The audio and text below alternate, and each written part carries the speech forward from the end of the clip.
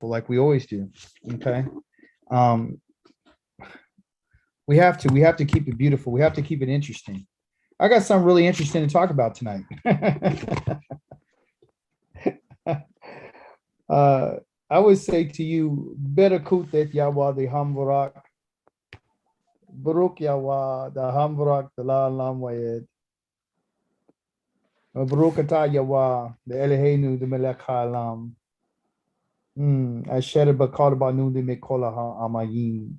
The Benathan lanu the at the Torah to the Baruch ata yawa the notena ha Torah. Baruch ata yawa the Eloheinu the melech halam. Asher Natan Lanu, the Torah, and the Imeti with Kaye, Olam the Natan, Nata, the Batokinu, the Brokata Yawa, the Notain, the Torah. And what is that to say? As usual, we're going to bless Yahweh's name, for he's the blessed one.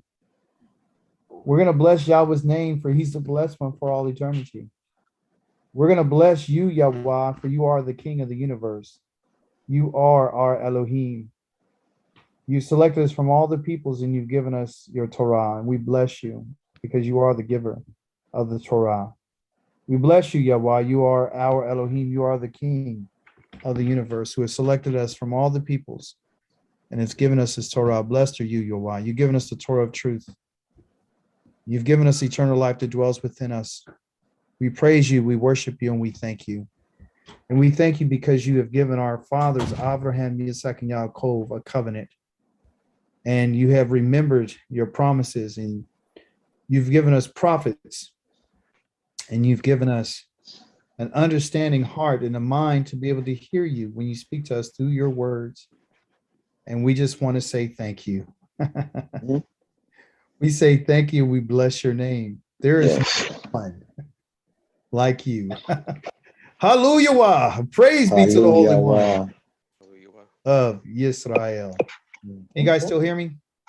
Uh-huh. All right, cool. All right. So what we're going to do is we go jump right into this. We're going to get directly into what we need to get into.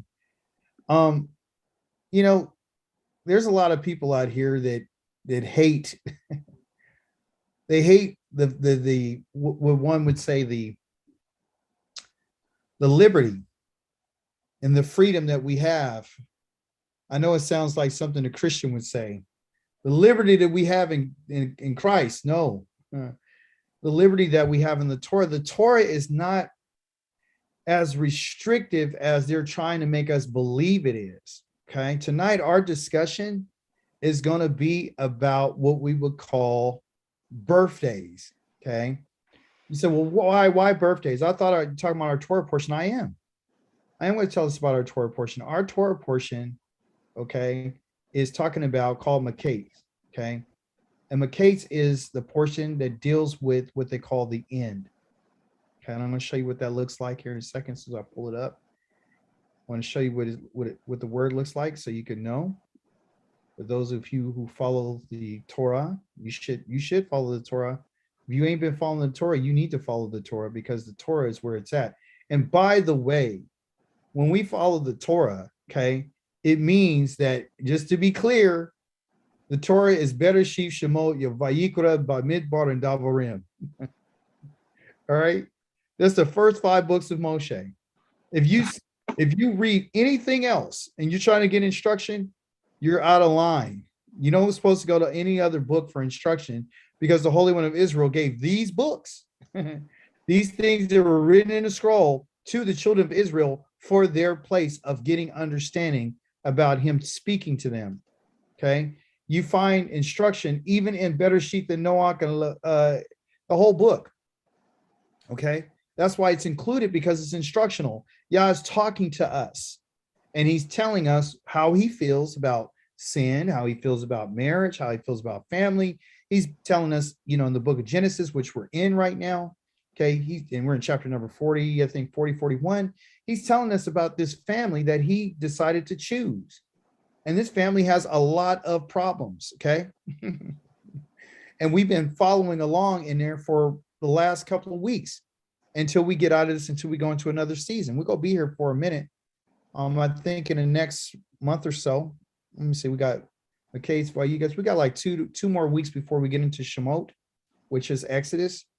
But listen, there's a purpose behind us reading this. Okay, the one that we're looking at today is called, let me see, right here. It's called Makates. Okay, Genesis chapter number 41 through 44:17. We're not supposed to read this all at one time. We're supposed to read this portion day by day by day. The reason why is because Yah wants to give us little pieces every single day to nibble on, meditate on, think about, pray, and ponder. I think sometimes we just read things to read. This is not a magazine. So in it, Yah's going to give you a little bit every single day. The word makates, okay, means from the end, okay? It means the end of something, okay?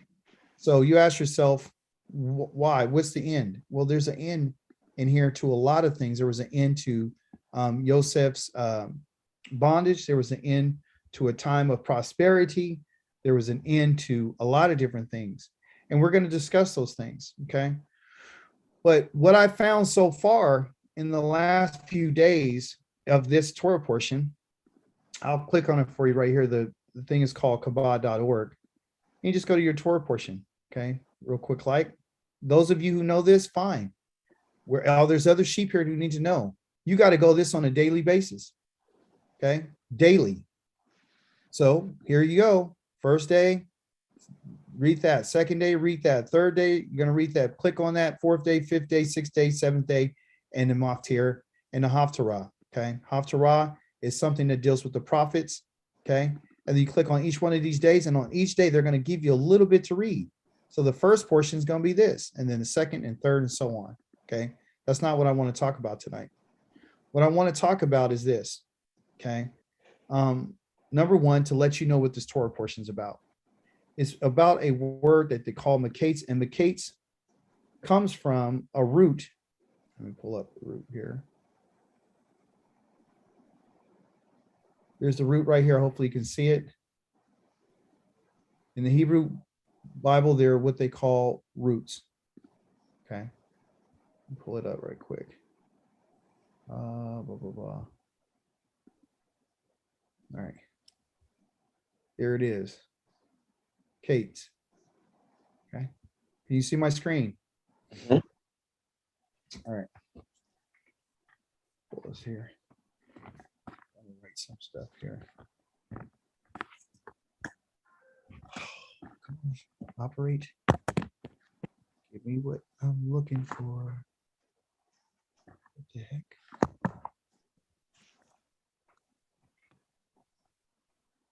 Oh.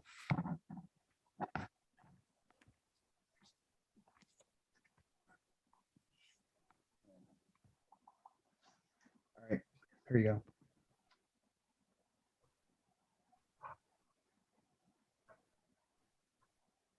The end of something. That's what it means. Okay. It means the end of something.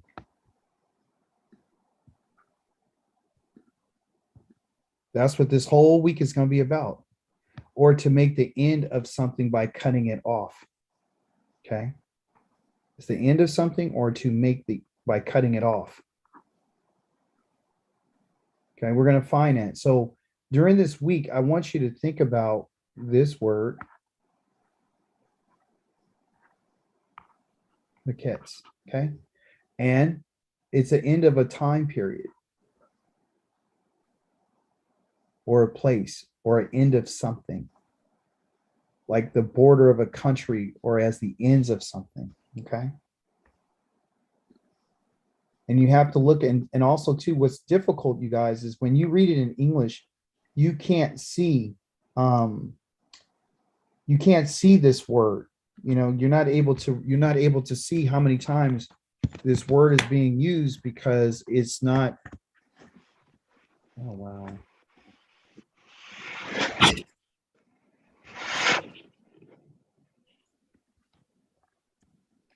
Gotta plug in somewhere else. Forgive me for just 1 second, guys.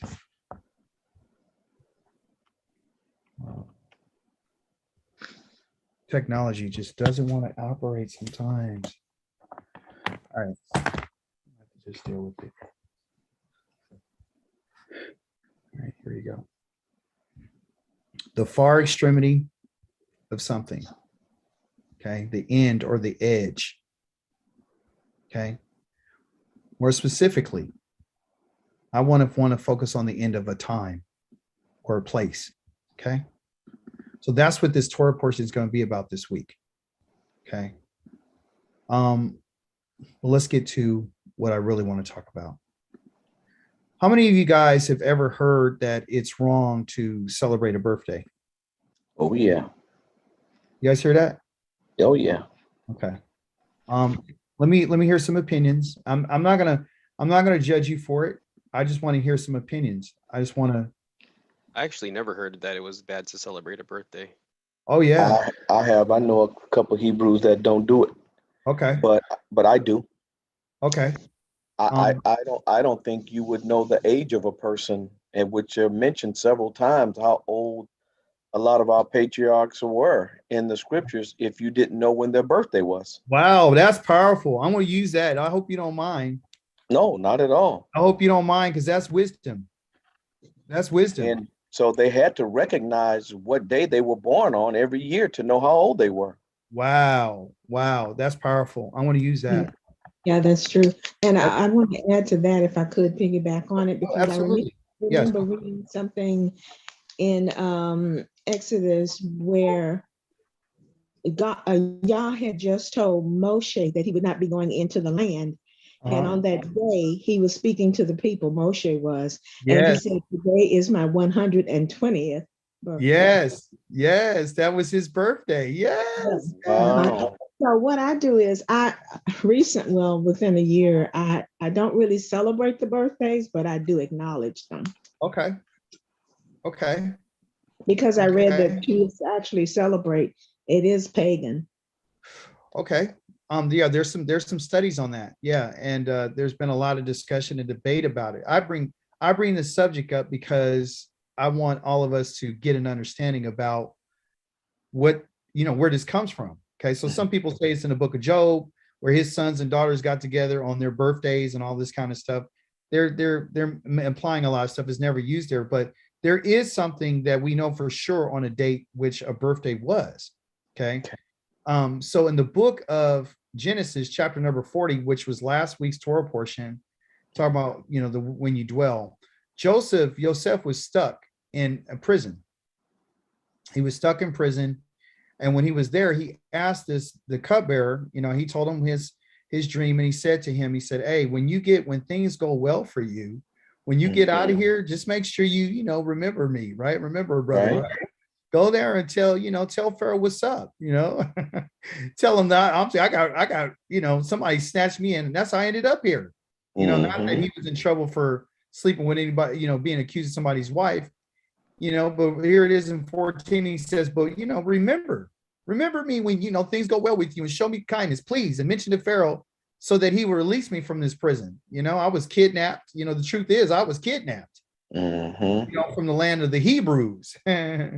And here too, I've done nothing wrong that would justify putting me in this dungeon, again, the pit. So when the chief baker saw that the interpretation is favorable, he said to Joseph, I saw too. And again, he goes on talking to the baker after the baker has seen that the cupbearer's dream was good. So he thought his is going to be good. But that's not what I wanted to show you. I wanted to show you in verse 20 says, on the third day, which was Pharaoh's birthday, he gave a party. Pharaoh gave a party. For what? He gave a party for all his officials. He said his birthday. Okay. So they translate this word birthday from the word, which I'm going to show you in Hebrew, that says Yaled. So it is a day of his birth. Okay. Because this is true. Okay. They just combined it together. They just made it one day one word called birthday. Okay. But it's going to tell you how you really say it. And so he lifted up the head of the chief cupbearer and the head of the baker and among his officials. Okay. He restored the chief cupbearer to his position, just like Joseph said. And again, he gave Pharaoh his cup, but he hanged the chief baker as Joseph interpreted to them. Before we go any further, what story does this remind you of? on a birthday and then somebody losing their head or being hung?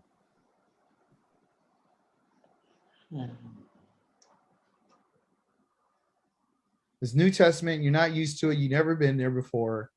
On one of those guys' birthday, I think Herod it was, he cut off the head of John the Baptist. He had somebody, you know, he had his daughter, Yes. you know, his stepdaughter or whatever, dance before him, Yeah. and Yeah. she asked for his head. Okay. So this is where they get the story. Okay. So it's nothing new. All right. All right. So that's that. But let me show you in context because it's about learning.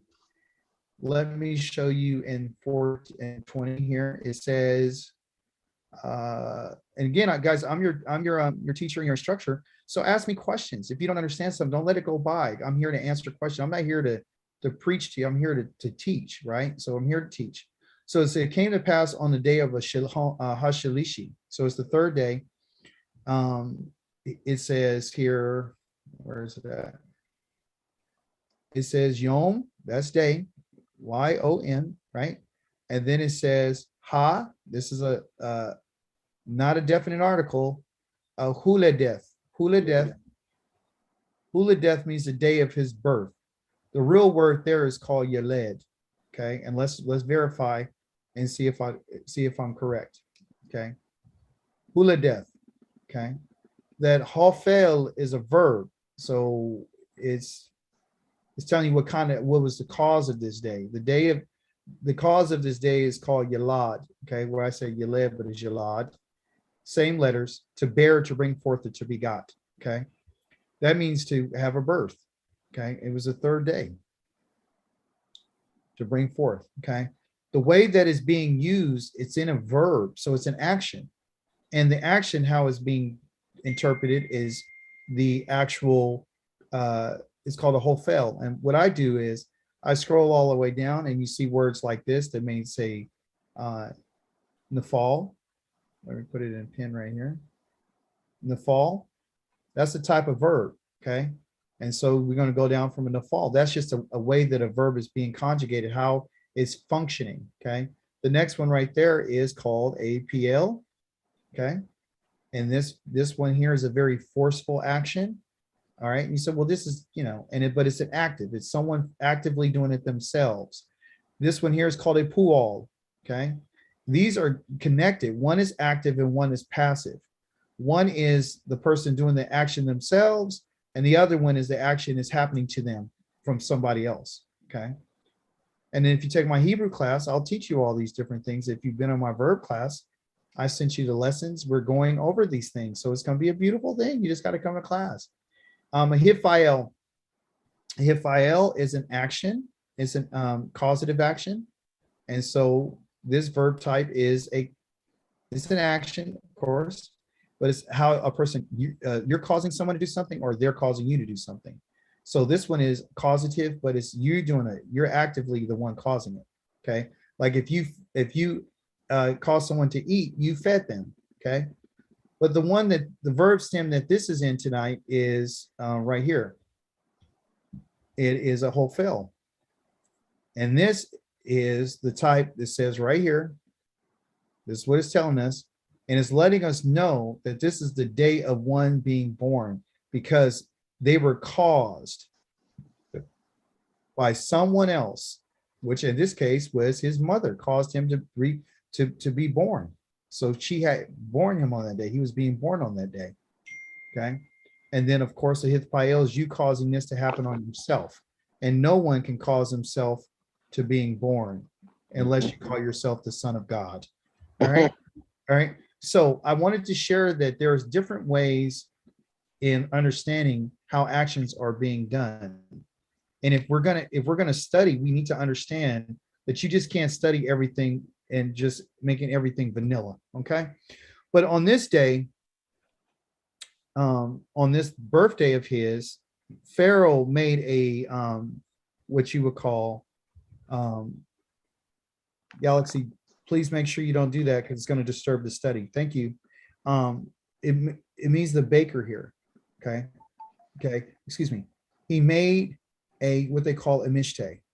And this is the focus of our study tonight. And I'm going to show it to you. I'm going to enlarge it as much as I can. I want you to get a pen and paper if you don't have one. So this will be your defense against anyone besides saying with the great wisdom that we received from ACHI'KA, Gerald, and the great wisdom that we received from Makoti Pam about those 2 times. When she made mention of that, that's in the book of Deuteronomy, I think in chapter number 34, if I'm not mistaken, where he had told them, you know, today's my birthday. I'm 120 years old. I'm out of here. Right. And he gave them all the information on the day before the day that he died. But here, what we have is, where are you going? Okay, you don't want to work. Okay, Mishteh.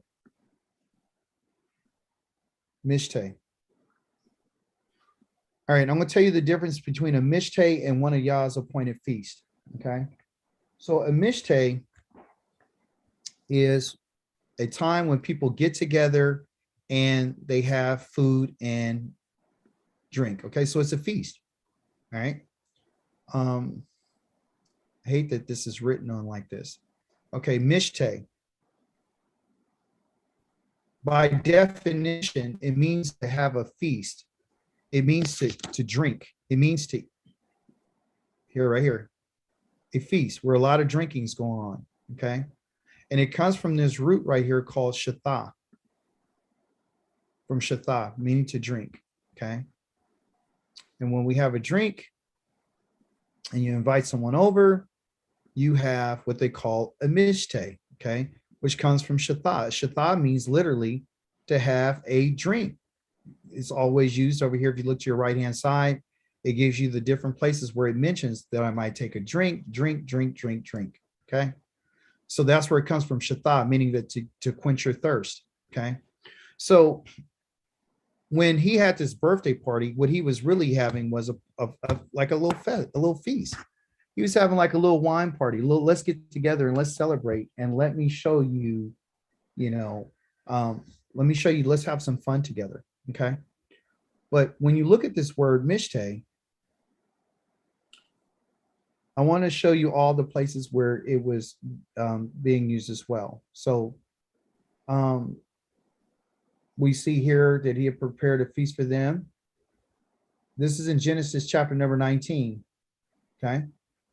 This in Genesis chapter number 19, we're not going to go read it right quick, but this is dealing with Lot.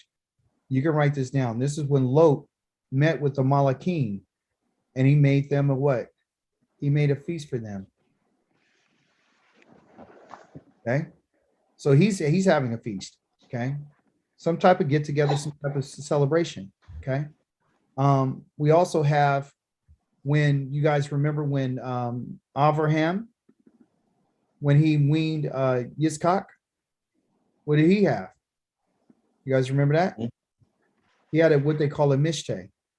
Okay. I don't know why it's not showing up over here. Why is it not showing? Let me see. They're not listed right there. Job, chapter number 1.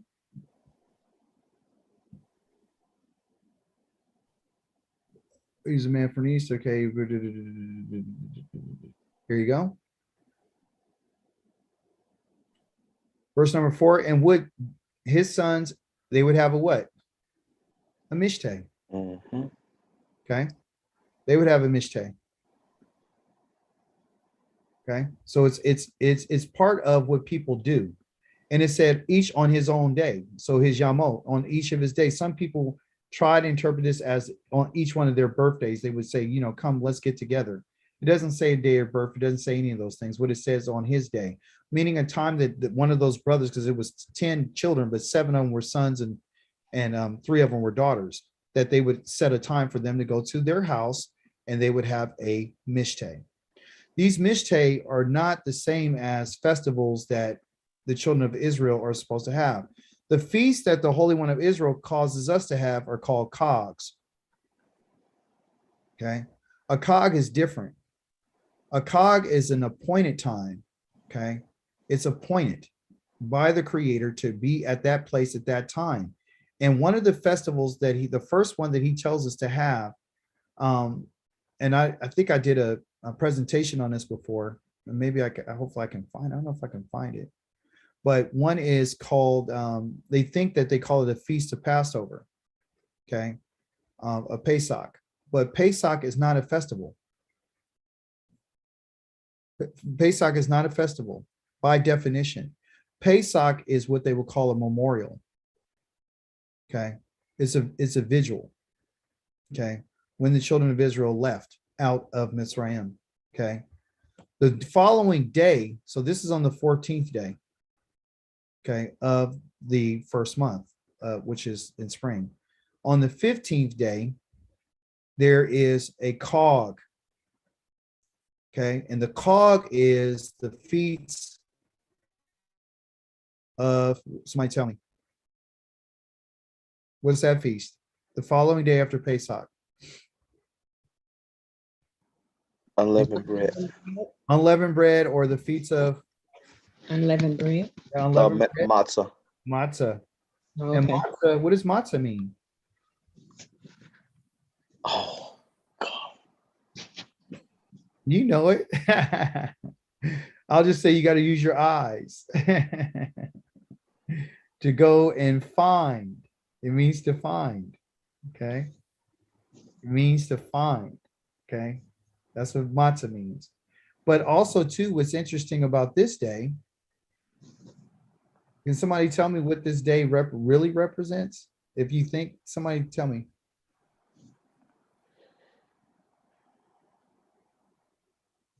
And until I tell you, The day they left out of Mitzrayim. Yeah, they left out of Mitzrayim that night. I mean that evening, or that following day. But what it is this in particular feast is what they would call the birth of a what? It was actually the birth of our nation. That's what that day is. Israel has a birthday. And the birthday is when you and I would come out of our bondage. Yah says that this is the beginning of months for you, but our real birthday for us is the moment that we came out of Israel. That's when we became a nation to him. When we actually left. Remember he said, I took a nation out of a nation. I took a people out of there. So that's a day that is supposed to be commemorated and remembered throughout the rest of our lives for the rest of time. He's never going to get rid of that festival. He's never going to get rid of it. All the festivals that Yahweh has had and he has appointed to us, they're for memorials. It's for us to think about things. So when I talk about this birthday deal, this festival here, this feast, all this is a time of, okay, remembering something. Okay. And like you had stated, Aki, Gerald, you said that, you know, Abraham was what? Was he like, how old was he? Like 136 years old? 137? Sarah was 26. When he stated that was his that was his birthday. Well, I know Abraham, when he died, he was 137, I believe. Oh, okay. And then Sarah was 126 years old. And I think Yitzchak was either 147, I think, or a little bit 184. He was old. He was super old. And so, you know, and even when Yaakov dies, he gives his age. And like you said, Moshe gave his age. So everyone's given their age. But even the weaning time was a feast. So they were celebrating growth and development, because that's what weaning means. It was growth and development. Okay. Celebrating marriages. You guys tell me what other things that you would celebrate. Anniversaries. Anniversaries. Would you think a birthday and an anniversary are very similar in a way? You know what I'm saying? It's commemorating something that you remember. Right. So you got that, you got the anniversary. So, you know, is it okay to celebrate an anniversary? Yes. Is it okay to celebrate a birthday? Yes. Is it okay to celebrate growth and development of your business? Yes. Is it okay to celebrate growth and development of like you, Aki, Gerald, when at the end of the season, what did they have for the boys? Did they have And a, huh? yes, they had the dinner. Yes, They have a dinner. That's a celebration. yes. That's a mishteh. Hmm. God is encouraging us to celebrate, and Yah celebrates. Yah celebrates us when we do that which is right. He has times of celebration that we meet with him, that we more specifically that deals with him, and there's times that how you and I are supposed to deal with each other.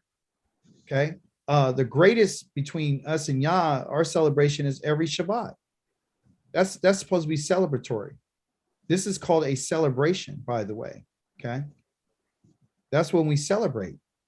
So as I've encouraged people in the past, on the Shabbat, don't make the Shabbat a terrible thing. Make the Shabbat fun, make it exciting, make it about learning, make it about, oh, I can't wait. You know, you're not supposed to prepare for the Shabbat just on Friday, on that following day, Friday. You could be preparing for the Shabbat all during the week. Every day you could see something while you're out, be like, oh, I want that for Shabbat. Oh, that'll look nice on Shabbat. Oh, I should get that. Oh, you know, and you know, your favorite ice cream, your favorite meal, whatever you want. You should be more about planning. Okay. You should be planning your celebrations with the Holy One of Israel. Just like we would, and just like, you know, the worst thing a person can do at the end of someone's success is saying, well, at the end of the time, I haven't done any preparation or any planning. Planning is part of our life, you know, and because we only have a certain amount of time to do these things. So I'm encouraging everyone tonight to understand it. It's okay to celebrate your birthday. It's okay to have a wine dinner. You know what I'm saying? Hmm. It's okay to invite people over to your home to have something. That's not pagan. Now, when they talk about was people work, are we worshiping our children on their birthday? No. No. So for us, what is the fundamental reason why we're doing all this celebrating? Because celebrate has to do with cerebral, which has to do with our minds, right? Remembrance. And when you celebrate something, guess what it does? It releases chemicals in your brain. And a lot of those chemicals are called dopamine, okay? And all different other types, okay? Which gives you this euphoria, when you laugh, it releases things into your body, your system. So now can you see the importance? I think, I don't know if you and I talked about it in the past, Joe. I think you did tell me about how sound travels and hits the ear, and then the ear tingles or sends vibrations, and it goes back up to the brain and sends messages just off of vibration. Yeah, the hairs in your ear. Yes, the hairs in the ear sends those signals. Sends the vibrations, and your brain interprets the vibrations into sound. Yes. It's amazing. Yes. And so if someone's yelling at you, that vibration goes into the ear, it hits that hair, the hair sends that message to the brain. And then you begin to feel a certain way. So what I'm saying, I got into a big debate with some people today, and I was like, okay, so what's the main thing? What am I trying to get everyone to understand? The main thing for us to understand is everything that we do is about life. Mm-hmm. Everything we do is about life. Our wine dinners are about having fun, enjoying. What else are you and I supposed to do if we're not able to celebrate? I'm not making excuses because I don't do pagan worship, right? I'm not trying to be like the heathens. And by the way, they're not the ones who invented this, okay? They pulled these things from a whole bunch of different customs and cultures, and everyone has their way of celebrating. But we can be thankful for the things that we have and everything that Yah has made. And the thing that he really wants us to be thankful for is the life that we have. And that can be found in the eyes of our children. And we wouldn't be here if it wasn't for our parents and even our birth. We're not celebrating like we're gods. We're saying, hey, you know what? I can see the beauty in life by having fun and enjoying you, and enjoying these things. Giving someone a gift is literally what you would call to bend the knee, which is to bless someone. Mm-hmm. So you can bend your knee and hand somebody a gift. You can say, I'm having a great time. what is it to just to say, okay, I'm waiting for the appointed time, and after the appointed times, during that time, you don't say anything. A baby's born, you just take the child home and don't say anything. Right. Nobody calls you to say, oh, I'm so happy for you that you had a baby. Oh, I got a boy or a girl. Okay, so let's just play it the way that these other people want to play it. A woman finds out she's pregnant, don't supposed to say nothing. Okay, she has the baby, don't supposed to say nothing. She weans the baby begins to walk, not supposed to say a word. The child graduates and accomplishes things. Nope, don't supposed to say anything. Don't you see the sickness in that type of thinking? I'm not making excuses. I'm just telling you that Mishteh is different than a cog. Okay, a Mishteh is something that Yah has given to people. And guess who else had the Mishteh? Abraham did a Mishteh for the Malaks who visited him. And gave Melchizedek a gift. Yes, gave him a gift, and they sat down and they had something to eat. And they had something to drink. And then you understand. And Melchizedek blessed him. But they had wine and they had something to eat. They had bread. Why has Yah given wine as part and grapes part of the land? What is this for? Because he says the wine does something to the heart. It gladdens the heart. And the heart is not the little thing in your chest, it's the mind. That's why Yah gave us the mind, and he made the wine for the mind. Did you get it? You understand? Yah has made things for us to enjoy. Okay? That's what he said. You just can't come into the temple when you've been drinking this, because it will mess up your mind and you'll make a mistake, and he has to take, action on you. Okay? So there's no drinking when you go into the tabernacle. Does anyone have any questions about this?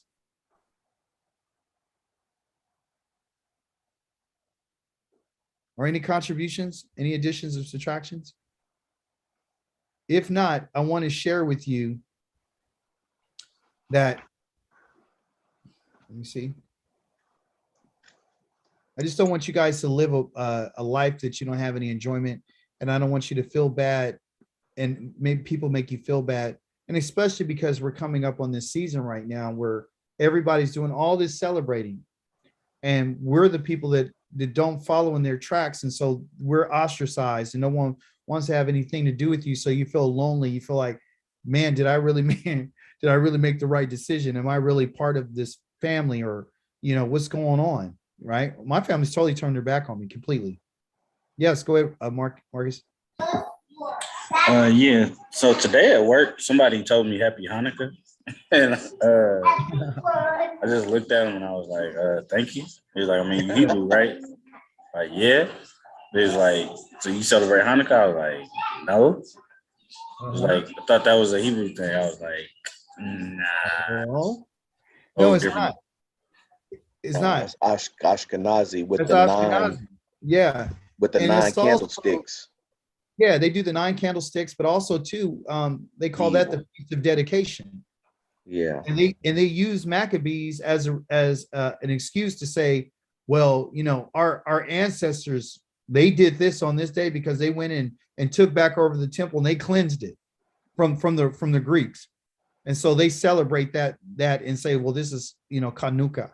And they did that, and they do it for 12 days because that's how long it took to cleanse the temple. Okay.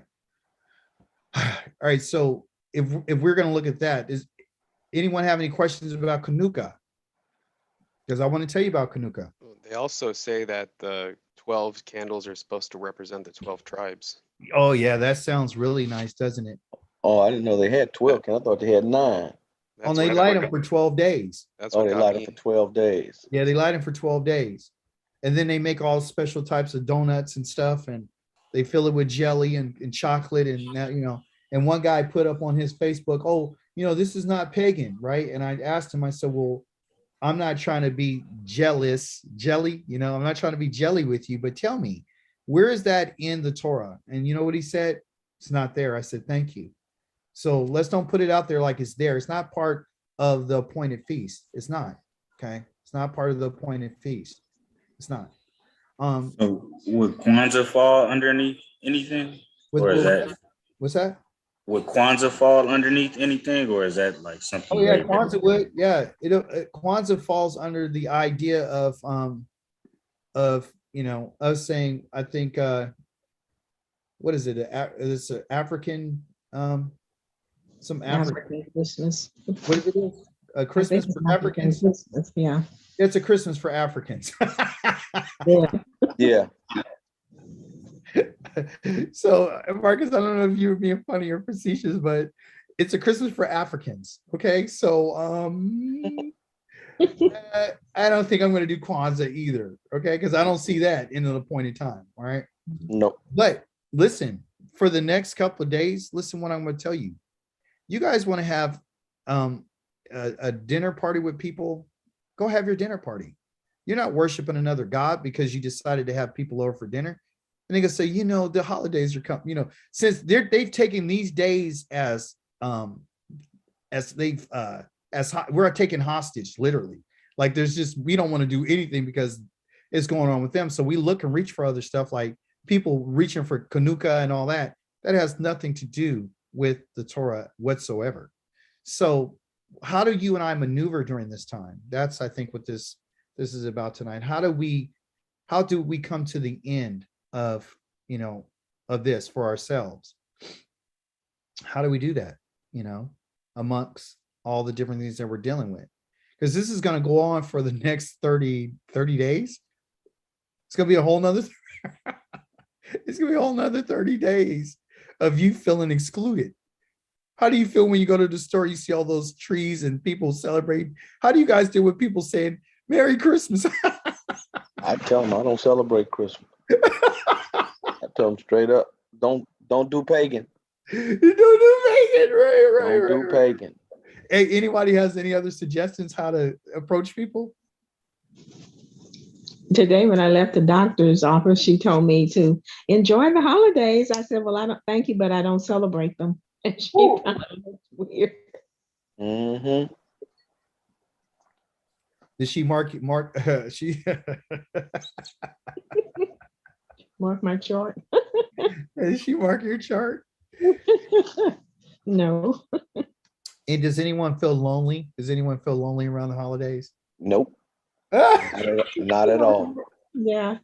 As a matter of fact, I kind of feel sorry for them because they're not awakened. Yeah. They would say that we're crazy, right? We're crazy. Yeah, they would.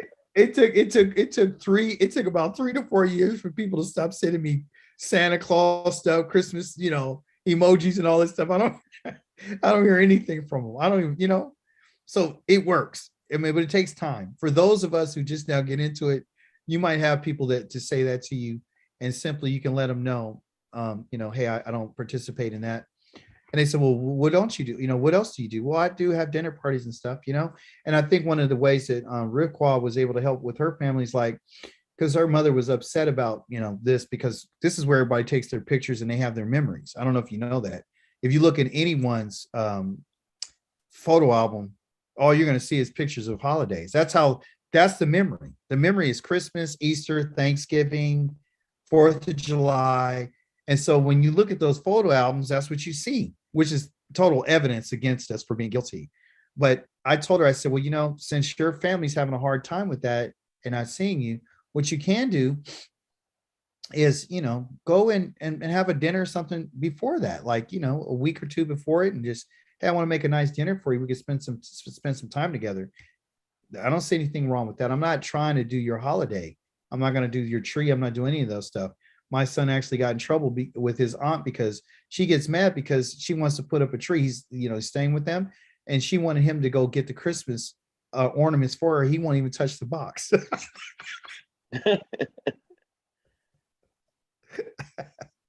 He won't even touch the box to even get the ornaments. He doesn't want no part to do with it. So these are the things that we're faced with.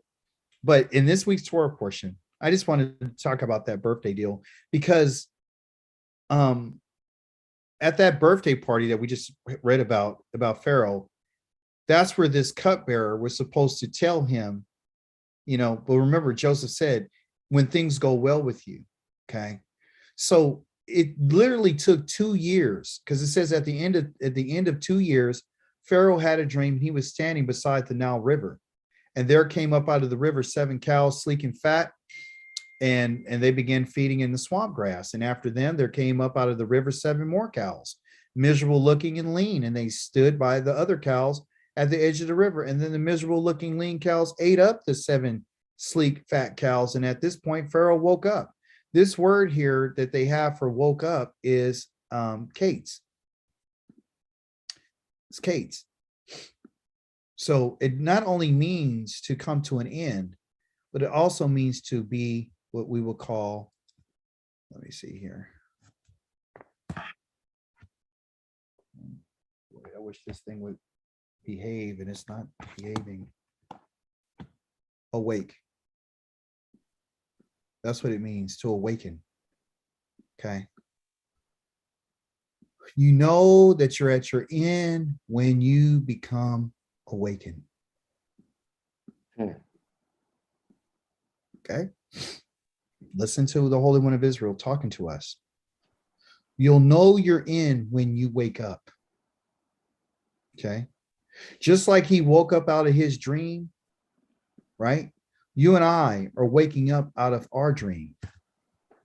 Christmas, Easter, Thanksgiving, and the world and the way that this world operates was nothing but a dream. And it's the American dream. Isn't that what they sell us on? Mm-hmm. It's the dream. But Yah is asking his people to awaken.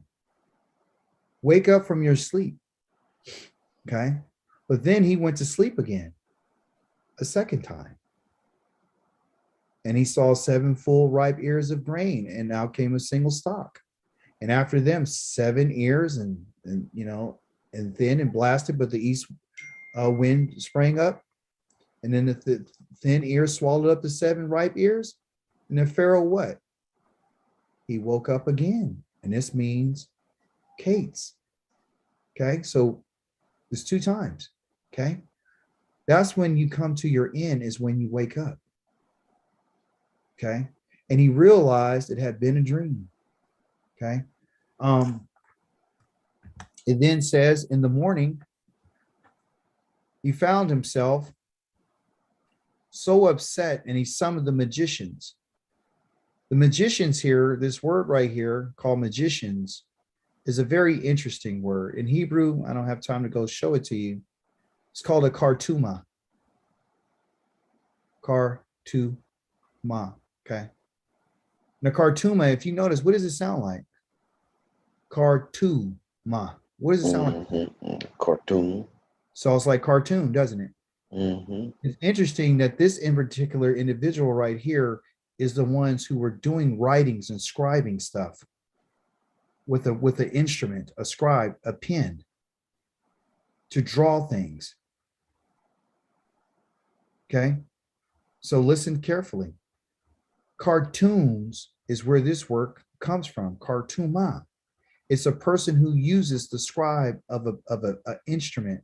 Do you know that Aharon used what they call a kartuma to make that golden image of that calf? And so he was able to scribe it. So he was artistic. He was an artist. That's why he was able to make that calf. And he said, I don't know. Remember, he said, I don't know. It just came out. Popped out. It popped out. Okay. So the magicians of Egypt are the ones who are using instruments and tools to create things. So Pharaoh went to all these different wise men and all the wise men of Egypt. And Pharaoh told them his dreams, but there was no one there who could interpret them. Okay, for him. There was no one. Then the chief cupbearer said to Pharaoh, today reminds me of something wherein I am at fault. Okay, so now so listen, it's been 2 years, and now this guy, the cupbearer, Remember what Joseph said to him. He said, remember me. Remember me when things go well with you. Well, things have been going well with this dude for 2 years. And he never mentioned Joseph. So what is the Holy One? And he says, it reminds me of something wherein I am at fault. It's not at fault of not telling Pharaoh this. He's not saying I'm at fault because I didn't tell you about Joseph. I'm reminded of my fault. Okay. Listen what I'm about to tell you. When we come to the end of ourselves, the Makates, you and I will be able to acknowledge and be reminded of our fault. That's what the whole thing is. Yah's trying to bring us to our end, the end of ourselves. In the beginning, if we have the end of ourselves, the moment is the end of ourselves is the beginning of him in our lives. That's what this is about. See, it can't be, we cannot continue on the way that we've been continuing. It's only when we come to understand our fault, then that's when we're in our end. But you and I have to be able, and guess what? There's going to come a day where you're going to be reminded of that. And so Yah says in the book of Davarim, chapter number 30, what does he tell us? Moshe tells us when you are in the lands, and I'll show it to you. Praise be to the Holy One of Israel. When you are in the lands of your enemies, and this time comes upon you, you're going to start thinking. Okay. So in order for this to happen, you and I have to take the time, and I'm going to close out with this. You and I have to take the time to start thinking about something. When the time arrives, okay, and this means when you get to your, and they call it the Acharith Hamayim, which is the last days, okay, and they call it in some translations the end of days. That's what they call the Acharith. They call it the end times. The reason why they're calling it end times is because it's when you come to the end of something, or in a period of time. Remember I told you to remember that? It's a period of time. Okay. So now we're at that end of this period of time. And at the end of the period of time, you and I have to find out where we went wrong. So it says there's a time and a place for everything. There's a time, okay, that is going to arrive, that all these things have come upon you, both the blessing, okay, which was in the land, and the curse when he had to put us out of the land. Okay, he says, which I am presenting to you, which I have presented to you. He gave them options in chapter number 28 to tell them, if you do this, this is going to be good. If this goes bad, this is going to happen to you. And you are there among the nations. This is where you're going to be when you're going to start what? That's the time.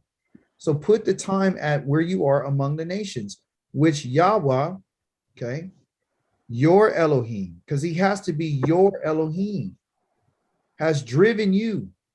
So if he's talking to you, he's talking to individuals that were standing there that day. So how are those individuals that were standing there that day are the individuals that are in these nations, and where he tells them to start thinking about?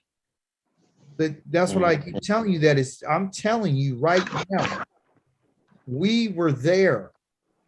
Okay. I'm not was there. We had to be there.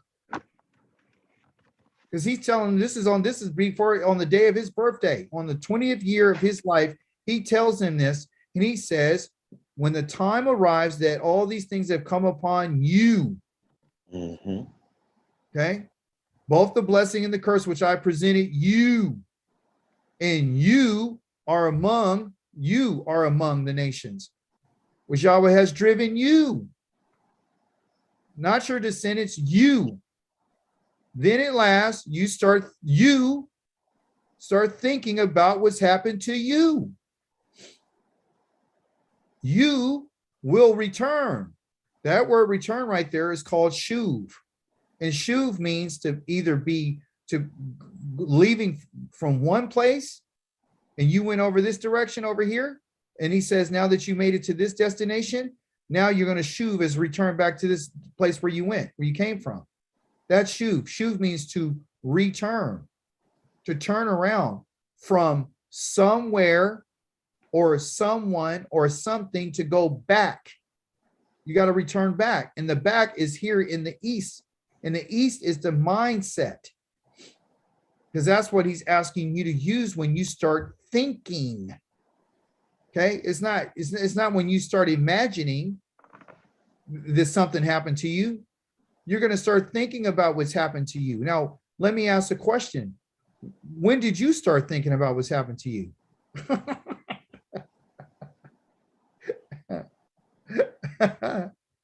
I was sitting in the Bible study that I've been doing for over 15 years, and something came to my mind and said something like, "You don't know me." I said, "What?" "Yeah, you don't know me."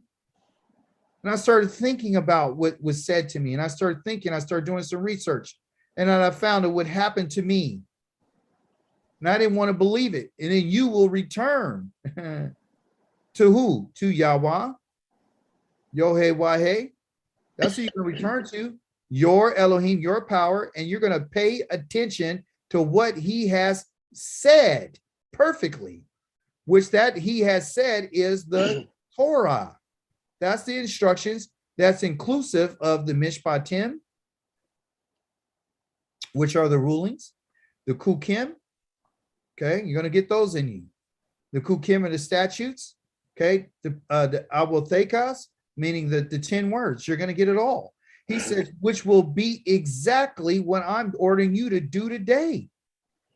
It's not going to be any change. It's not going to be any alterations. It's not going to be what Peter and Paul and James and John said. You're going to pay attention to what he has said. That's why I always ask everybody, what did he say? Because they don't want to answer that question. Okay.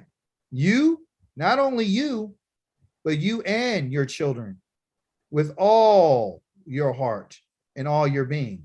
And of course, that all there again is our Hebrew word for call, which means that I'm going to have to tame my heart.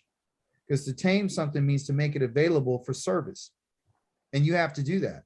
Okay. He says, and at that point, what point?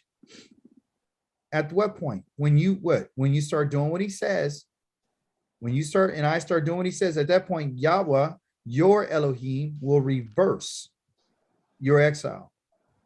And he'll show you mercy, because that's part of his name. Okay. So reverse your exile and show you mercy. How is he going to show you mercy? How is he going to show you mercy? Those little dots right there, this one is semicolon, is about to explain the reversing of the exile, and it's going to explain the showing of you mercy. It's going to tell you that he will return and gather you from all the peoples to which Yahweh, your Elohim, has scattered you. So the mercy, the reverse is, I'm going to come and return you, because reverse means you were here and then you ended up going here. And then he says, I'm going to return you. So you're going to go back again. That's the return. That's the shuv. Same word. And this word has to do with being a captive, returning, putting their clothes on after they came out of their captivity. They were stripped naked when they came from here. And then they went to their captivity, took their clothes off. Now he's saying, we're going to put your clothes back on now, and I'm going to return you back to your home. Shuv means to have to do with a captive, by the way. Okay. So it's not just returning. It has another meaning captive, because that's what happens to captives.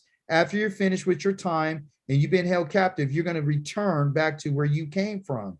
So that's your mercy. The showing you mercy is return. He will return and gather you from all the peoples, the nations that you've been scattered. Okay. That he scattered. Brother Dawid, yes. I was in Zephaniah today. Ooh. And one of the things that what you just touched on in the last chapter, when in the end time prophecy, when he's going to gather us from all the places that he has scattered us. Yes. In chapter 3, verse 15, it says, and Yahweh has turned aside your judgments. He has faced your enemy, the King of Israel, Yahweh, is in your midst. No longer no need to fear evil. And that last verse says, and at that time I shall bring you, even at the time I shall gather you, for I shall give you for a name and for a praise among all the peoples of the earth when I turn back your captivity before your very eyes, says Yahweh. You hear So that? I see that as mercy Yeah. when he turns aside our judgments. Yeah, because we're under judgment. See, so when he said that, he said, I'm gonna make your name what? A name of praise and renown. I'm gonna reverse everything. I'm not just gonna reverse it, but I'm also gonna make people praise you, because now you're done. I'm gonna esteem you. Yes, Sister Koti Pam.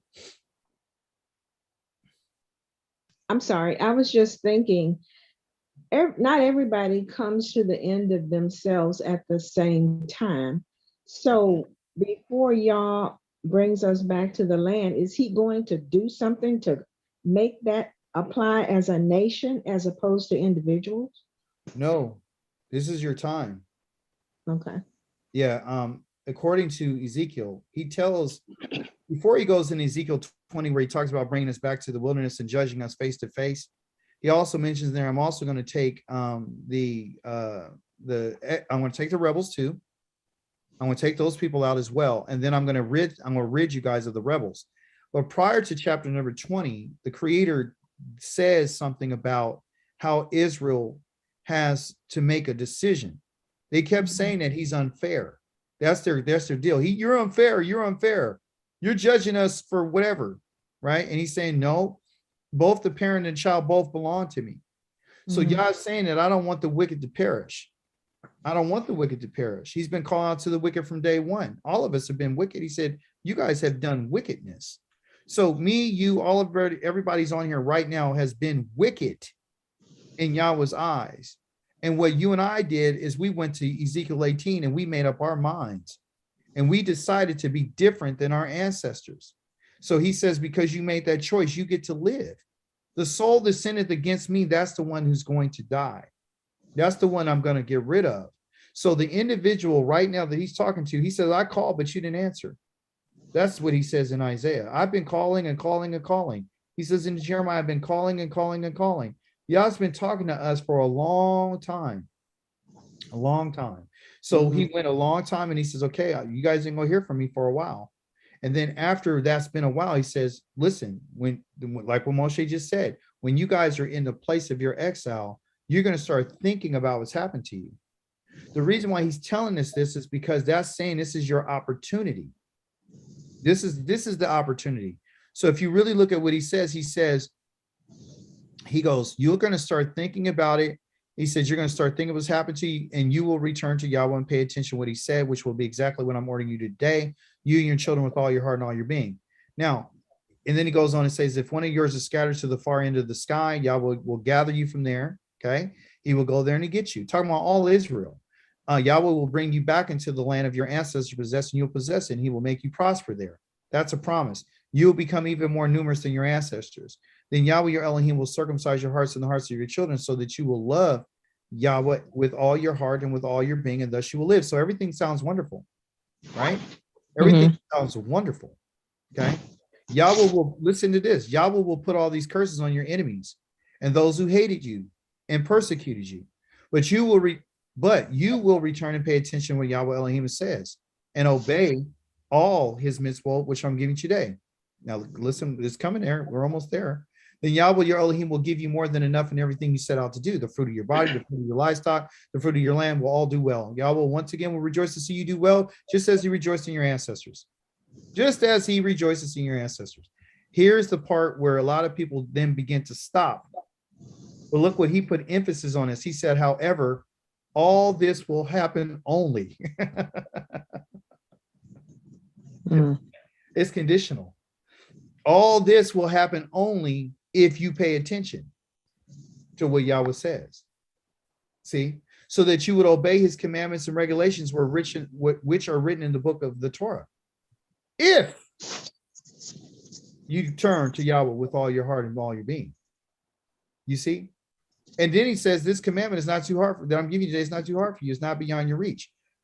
It isn't in the sky. So you don't need to ask who will go up in the sky and get it for us or bring it to us and make us hear it so we can obey it. Likewise, it is beyond the sea. So you can ask, well, who going to cross over the sea and bring it to us so we can hear it?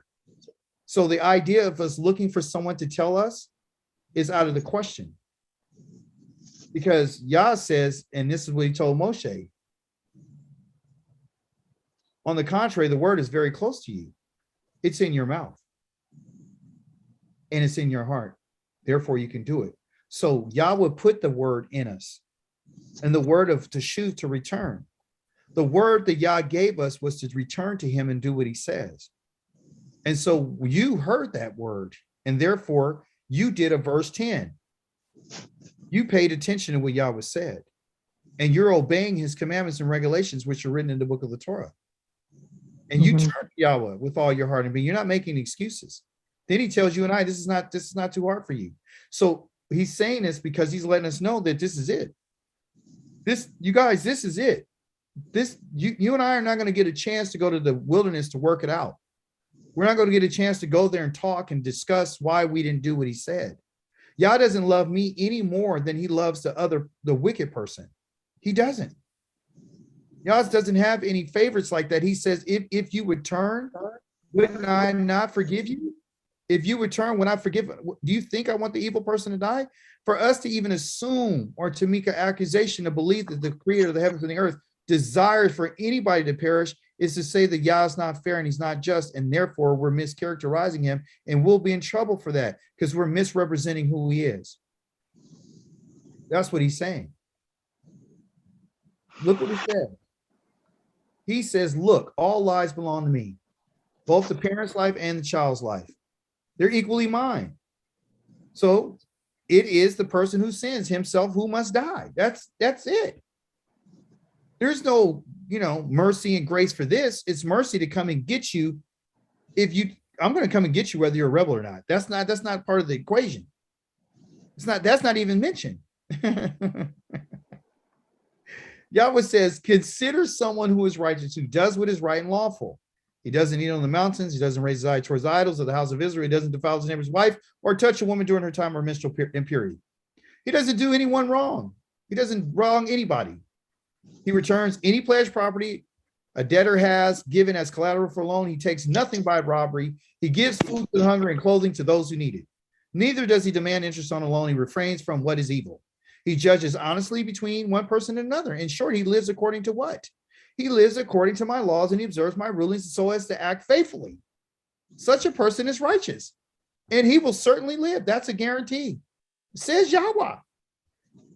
Elohim. Now suppose he has a father of a son who is a robber, a murderer, and does any of these things to a brother, whereas the father himself does none of them.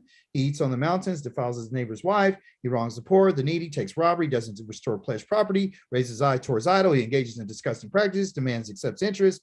Should he live? He will not live because he engaged in all these disgusting practices. He must be put to death. This is the Creator speaking. His blood is on him. It's his own fault. But now, suppose he has a son who sees all his father's sins his father's committed. He thinks he thinks about them and he decides something. I'm going to behave differently.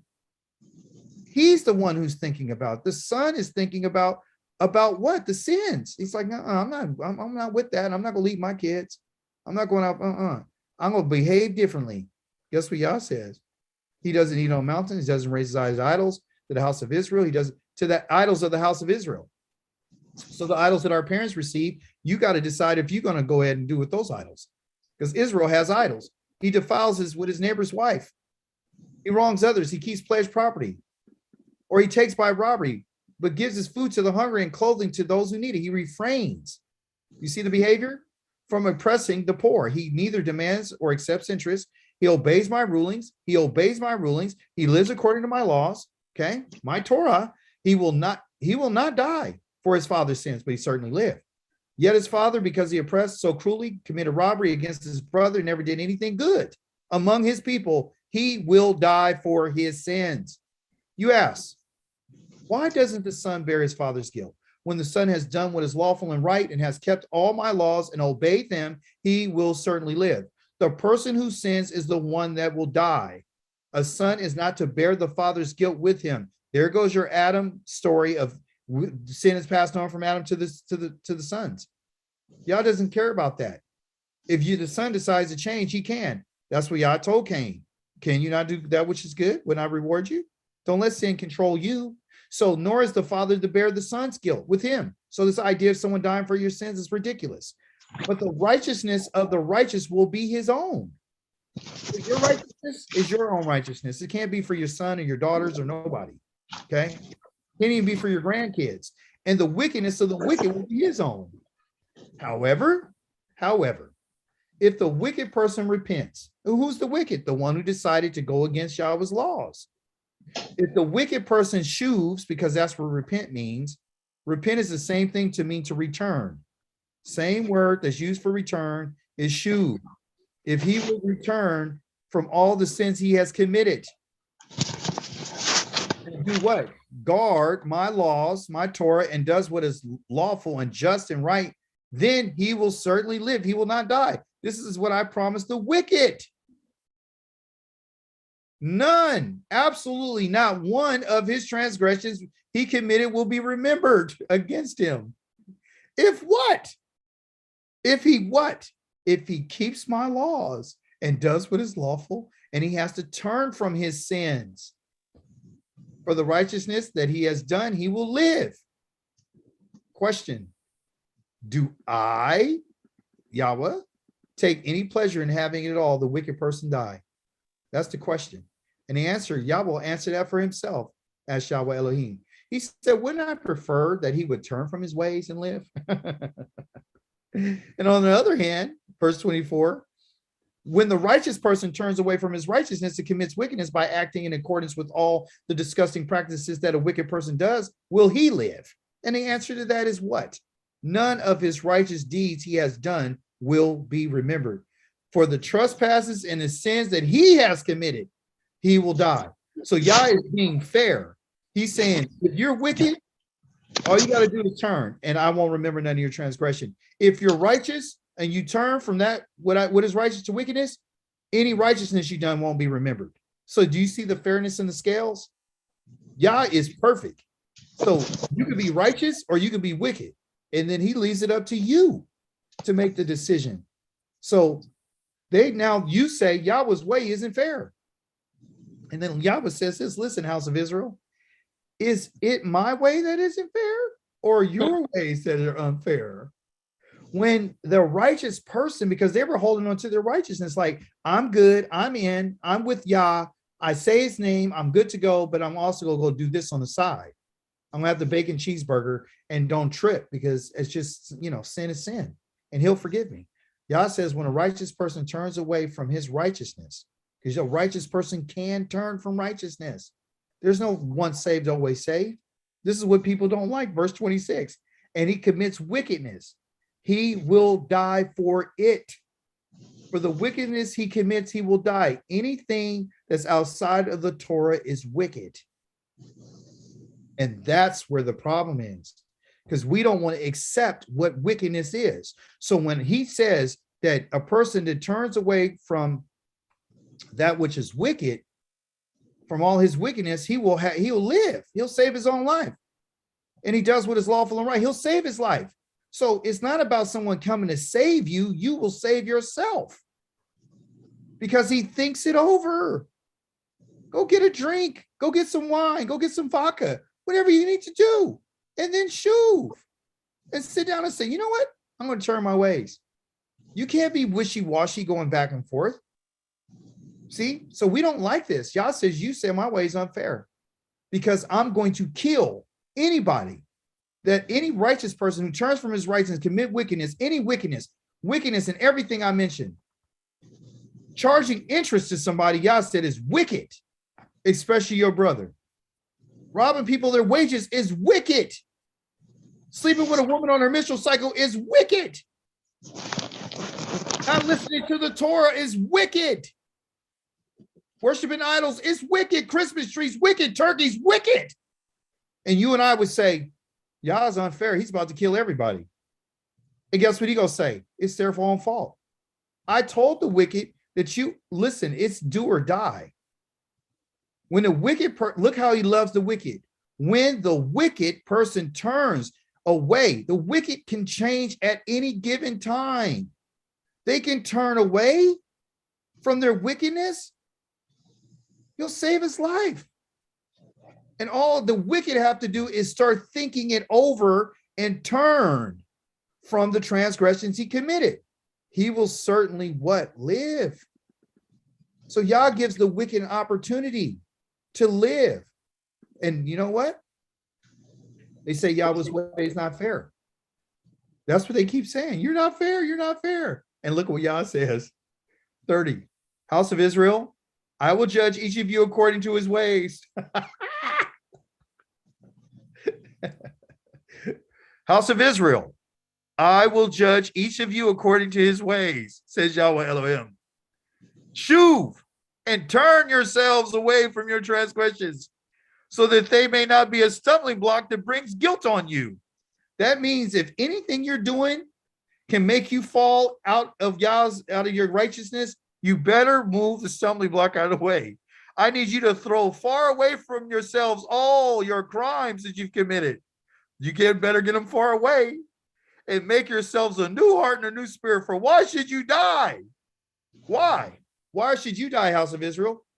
I take no pleasure in the death of anyone who dies.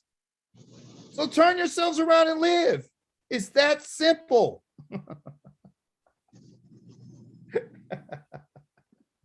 If any of us die, it's our own fault.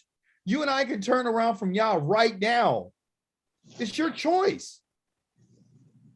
It's not his choice. Do you know he's never told us, well, I'm going to come back and judge the world. He ain't never told us that. That's what he said. I'm coming to reverse your exile. I'm going to destroy the nations. That's number one. But I'm not coming to judge the nations. I'm coming to judge you. But they're going to see how I treat you. So the Christian narrative, he's coming to judge the world. No, I never said he's coming to judge the world. He says he's coming to get his people. And he's going to pay them people, the people that did us wrong, they're going to get it. I'm going to put an end to them. Okay, I'm going to get rid of their power. They ain't going to have no power. You're going to be the chief of nations. But I got to do something first. I got to show them who I am and how much I love you. And then after I finish showing them like I did in Egypt, then they'll know that I'm Yahweh. And then they'll be able to have some respect. For a little bit, they'll grab a hold of you, take me to go see Yahweh. They'll know you guys are anointed. They're going to be mad. They're going to be very mad, very angry. But they know if they get out of pocket and they don't show up to Sukkot like you asked them to, they're all going to die. You guys got to understand who your Elohim is. Your Elohim is not the one who put some man on the cross and killed an innocent being. Our Elohim is the one that tells us you're wicked and you need to change your ways. You need to make up your mind. That's what you need to do. And if you are righteous, I want you to watch your step because you can turn on me too. I don't have any favorites. If you're with me, you're with me. If you're not, Yah's telling us that you have capacity. Why would he say that if you turn from your righteousness and you commit any acts of wickedness, that you're going to die? Because he just told the wicked, if you do that, that's what's going to happen. So who's sustaining our so-called righteousness? You and I are.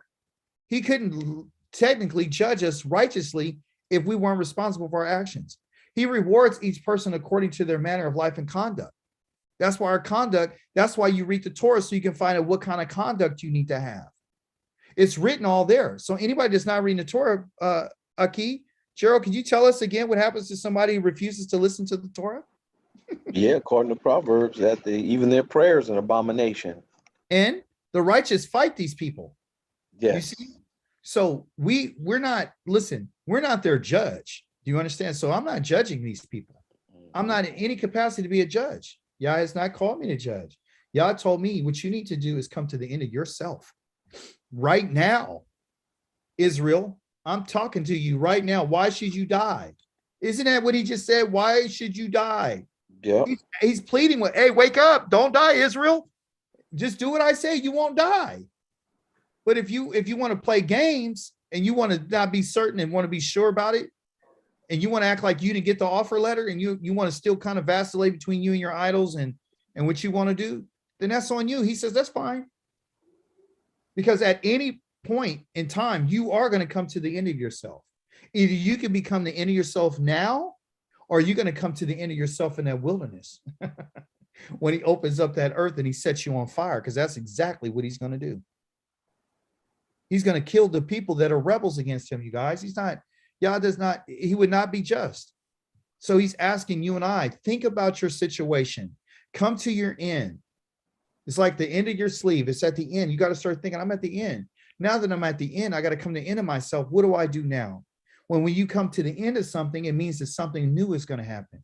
And the beginning of something else can happen. And that beginning can't happen until you come to your end. And that's what we're going to be studying for the rest of this week. You have to come to your end. Okay. And what does that look like? It looks like, well, no one else has my best interest at heart except for me. So even when WID talks to me, or Aki Gerald, or Colty Pam, you guys give out this information, I'm still responsible for my behavior, my actions, my conduct. Mhm. Christians don't want to be responsible. They want to pin the tail on JC, like Pilly tail on the donkey, like at them games. They're gonna make him responsible for their actions. And Yah says that's not the case. I'm not holding anybody responsible for anybody else's actions and conduct. I don't care what Paul said, and Peter, James, and John. I don't care what the Romans said. I don't care what the Greeks said. What did I say? And if I didn't say it, because Moshe told us that it will be exactly what I'm telling you to do today. Exactly? Yes, exactly. It's going to be exactly what he said. So if we want to know what that is, we got to listen to what he told Moshe. It's just that simple. So unfortunately, there's a lot of people in my family that are going to die. But guess what? Who did y'all want them to die? He said, I don't want them to die. Nope. But they refused to hear the Torah, to even listen to the Torah. That was their choice. Just like he did in Noah's day. Noah was telling the people he's coming. Yah's merciful, you guys. Let's don't minimize his mercy and his compassion. Let's don't minimize him because of who we are. See, remember, we're depraved and we can't make decisions. But that's funny because we can make decisions in every other part of our lives.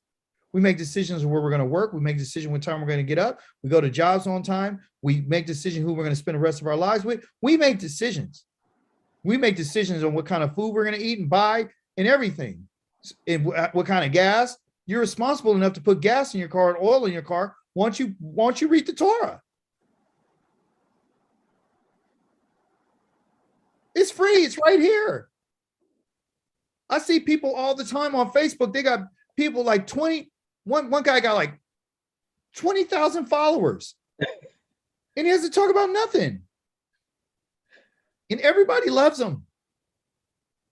Hundreds of people, hundreds are on live chats with people. Ain't nobody listening. See? So I'm not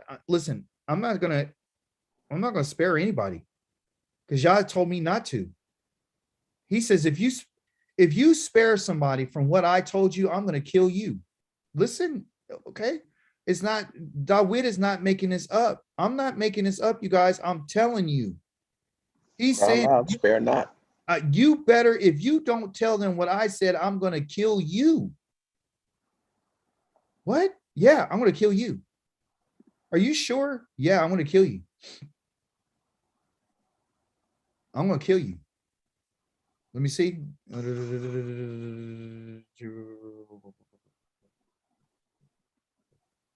Your cause yourself collect silver, melt it down. Oh, what is it? 30. Okay, it's 22 or 33. Making 33. Yeah. He tells Ezekiel, if you don't do what I'm telling you to do, I'm gonna hold you responsible. The word of Yahweh came to me, human beings, speak to your people. You say to them, suppose I bring a sword on the country and the people of that country take one of their men and appoint them as a watchman or as their watchman. Now, if upon seeing the sword coming against that country, he blows the shofar and warns the people, then if the sword comes and takes away someone who heard the sound of the shofar but paid no attention to it, the responsibility for that person's death will be his own. meaning he got a warning. He didn't respond. He died. If he heard the shofar, but he did not pay attention, so the responsibility for his death is his own. Whereas if he had paid attention, he would have saved his life. But if the watchman sees the sword coming and does not blow the shofar, so the people are not warned, then the sword comes and takes any one of them away. Okay. That one indeed taken away in his guilt, but I will hold the watchman responsible for his death. Verse 7. Likewise, because he just gave an example, 7. This is Ezekiel chapter 33. So he told him about this example about this watchman and blowing the shofar. So now he's going to tell the Son of Man, because you and I are human beings. Likewise, human being, he didn't say Ezekiel, did he? Human being, I've appointed you as a watchman for the house of Israel. Therefore, when you hear a word from my mouth, you warn them from me.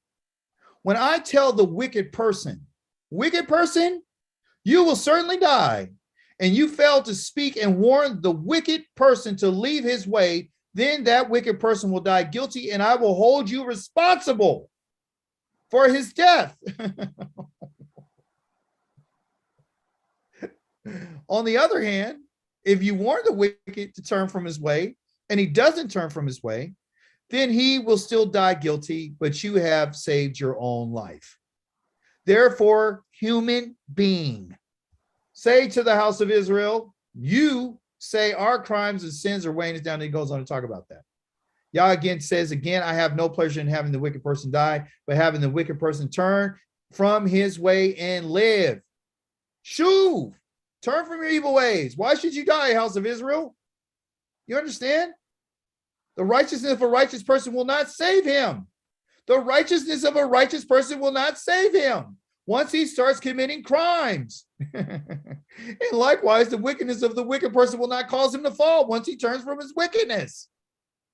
No, the righteous person cannot live by the virtue of former righteousness once he starts sinning. So if after I tell the righteous person that he will surely live, he begins trusting in his own righteousness and starts committing crimes, then none of his former righteous actions will be remembered. Not one of them. I'm going to blot it all out. And on the contrary, if he will die. Did you get the theme? You're going to die. Likewise, if after I tell the wicked person, hey, you must die. And he says, you know what? I don't want to die. And he turns from his sin and does what is lawful and right. If that wicked person restores pledged property, returns what he stole, and lives by my laws that gives life and does not commit evil deeds, then he will live. He will not die. None of his sins he committed will be remembered against him. He has done what is lawful and right. He will surely live. These are Yahweh's words. Now you people say Yahweh's way isn't fair, but is it their way? Theirs isn't fair. When a righteous person turns away from his righteousness, he commits wickedness, he will die because of it. And when the wicked person turns from his wickedness, he does what is lawful and right, he will live because of it.